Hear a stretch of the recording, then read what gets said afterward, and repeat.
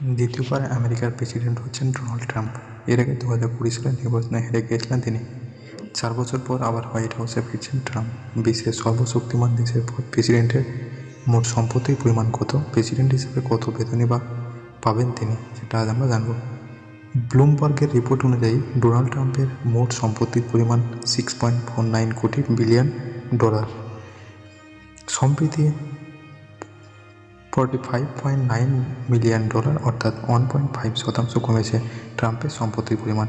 তবে চলতি বছর 3.4 বিলিয়ন ডলার অর্থাৎ 110% বৃদ্ধি পেয়েছে ট্রাম্পের সম্পত্তির পরিমাণ। রিপোর্ট অনুযায়ী এর বড় অংশ আসে তার নিজের ট্রুথ সোশ্যাল কোম্পানি থেকে। এছাড়াও রিয়েল এস্টেট ব্যবসাতেও বিনিয়োগ রয়েছে তার। নিউ ইয়র্কে তার নাম রয়েছে ট্রাম্প টাওয়ার, ফ্লোরিডায় 3টি বাড়ি,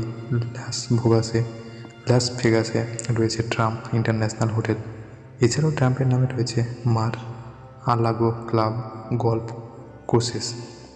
অন্যদিকে আমেরিকার 47তম প্রেসিডেন্ট হতে চলেছেন ডোনাল্ড ট্রাম্প। আমেরিকার সংবিধান অনুযায়ী প্রেসিডেন্টই দেশের সর্বময় কর্তা।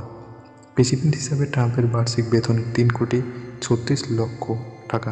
তবে প্রেসিডেন্ট হিসেবে বেতন ছাড়াও বিনোদন ও ভ্রমণের জন্য আলাদা বেতন পাবেন ট্রাম্প। তথ্য অনুযায়ী বিনোদন এবং ভ্রমণের জন্য খরচ বাবদ বছরে যথাক্রমে 84 লক্ষ এবং 16 লক্ষ টাকা পাবেন। এছাড়া প্রেসিডেন্ট হিসাবে ট্রাম্প বার্ষিক অন্যান্য খরচ বাবদ পাবেন 42 লক্ষ টাকা।